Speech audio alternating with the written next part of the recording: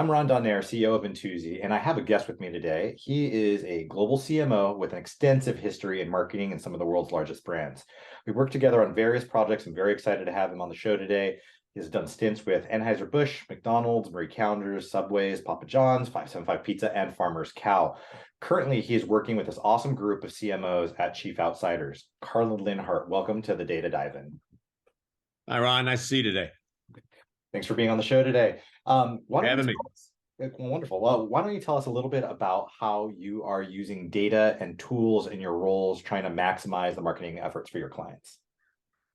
Well, most of my background, Ron, as you know, we've worked together for some time on various projects. Most of my background is in multi-unit retail, restaurant, QSR. Obviously, I've done CPG brands.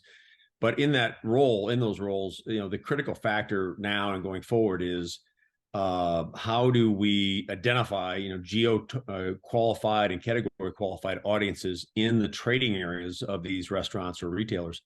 Because for them, really all that matters is managing the exposure and the campaigns for those audiences that are in their trading areas. Anything outside of that is really a waste. And now the issue is that much of marketing, digital marketing in particular, has migrated towards really a tonnage approach of buying impressions and not really focusing on identification of qualified audience and then managing campaigns of reach and frequency against those audiences and measuring direct results of sales at the restaurants or the retailers. So that's really been the focus for me over the last few years, trying to find some solutions that help provide effective answers for those challenges. Fantastic. It's really interesting. So because in our work together, your focus on, your primary focus on the trading area competitors is super, super interesting. Can you tell me a little bit more about the reasoning on focusing on the competitive nature of, the trading area scope? Can you kind of talk a little bit about that? Yeah, what's interesting, particularly in restaurant, but it's true of a lot of different categories, that when you're trying to build your sales, build your loyalty, build transactions, it's a market share game, right? Particularly in restaurant. Nobody eats at one restaurant brand. They eat at multiple brands. We all do this as consumers. So as a marketer, you're really trying to focus on optimizing that market share, right? So what competitors are in my trading area, and that can be unique from other, you can be one restaurant brand, but comparing two different trading areas, you're competing against a different set of competitors. So identifying those competitors and the visitation that's occurring and trying to get, again, optimized market share, stealing it, if you will, from those competitors is the key. But the competitors you have in any particular trading area can vary. So understanding that's critically important. Excellent. Yeah, I think that what's really interesting is that something that you bring up is that you don't stick to one brand in particular. It's really a share of stomach on any given day, right? That's right.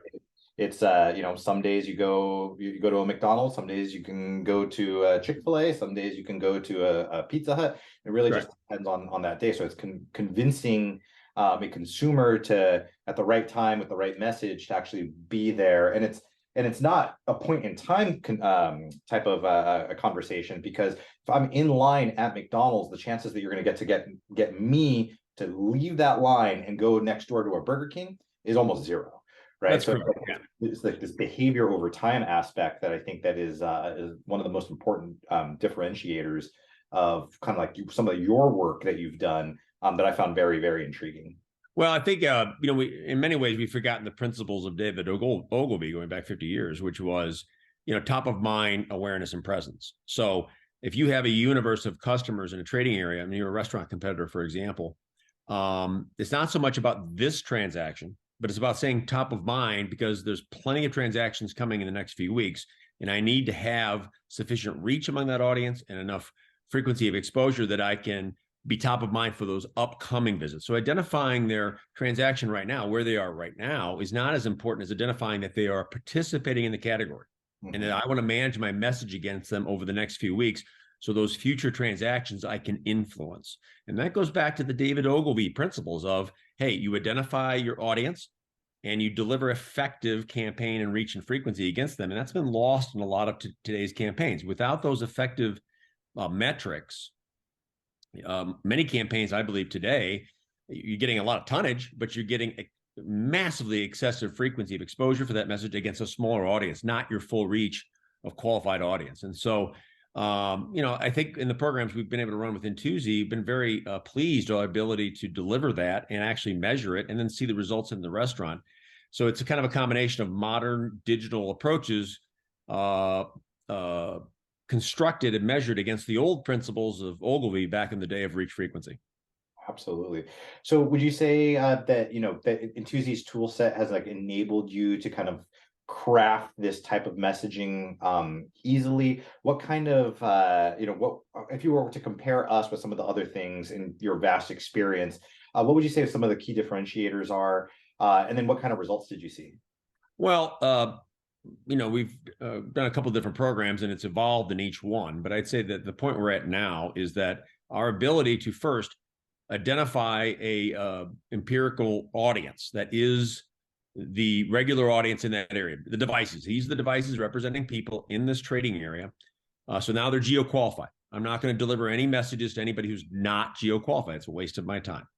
Now I'm going to look at their patterns for visitation against competitors. So I'll give you some metrics that may help. If I identify 10,000 devices in a trading area, for example, that are regularly in that area, based on industry metrics, probably up to 50% of those 5,000 would actually participate and visit in QSR or fast casual restaurants at least once in a given month. So now I've identified my geo-targeted, now my category qualified. Now I've got 5,000 devices that I know will drive my business because they're there and they participate in the industry. Now, how do I deliver messages to them in a mix of enough reach, enough frequency, and mix of video with display, the mix of messages, and then measure whether I can see a lift in visitation in my restaurants and a lift in sales once I believe that message has been delivered enough. Those are the kind of metrics and construct we've been able to put together, and eliminating all of the variables. Do we see results at the restaurant that can be tied to the delivery of these messages in that means? And we've seen it very effectively and we're very happy with it. So to me, simply put it, it's a way of identifying that audience, eliminating waste, and then measuring and delivering our message in the right weight, the right frequency, and the right reach to expect that we're going to see a result at the restaurant. And we do see that, and we can't correlate it to any other factor. So we believe it's being very effective. That's fantastic. Yeah, I think it's it's really interesting to see multiple different types of companies, different approaches to marketing. Intuizi, we build ourselves as a data analysis company. So we take all of this data from all these first party sources in an anonymized capacity. We make sure that no PII ever hits our system. We're able to do all of the intricate analysis that you're describing, and then actually map those back to the individual publishers that do have consent. So I believe that one of the biggest benefits that you've seen in some of these campaigns is that these ads that you're putting together and running directly with the first party publisher that has this data, there's no middleman. It goes directly to them. You get the best price, the best data you could possibly get, and the most effective outcome. Inevitably, that's a recipe for ROI to be just through the roof. Go ahead.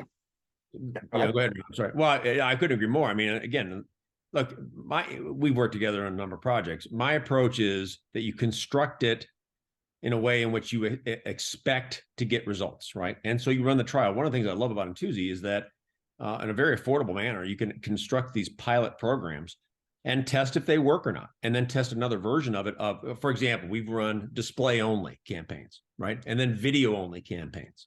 And then we've run video and display together in a traditional mix and measure those programs to see, did any of them work? And did any of them work better than the others? This idea that you experiment in marketing to find the right mix that gets you the most effectiveness has kind of been lost in the marketing world.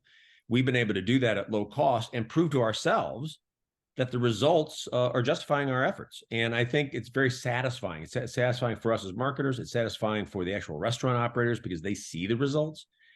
And we can do it quickly with, I think, the lowest cost platform, right? We're getting, as you indicated, I think, good quality programmatic delivery via the platform and the ability to directly measure it quickly. We get results very quickly to see if they work. So I'd say most of the clients we've worked with have been very pleased with the platform, and I think it can be an important part of the mix going forward. And we're not saying it's everything in the marketing mix, but an important part of the mix going forward. In part because you can experiment and see results. It either works or it doesn't work, and you move forward and make it better.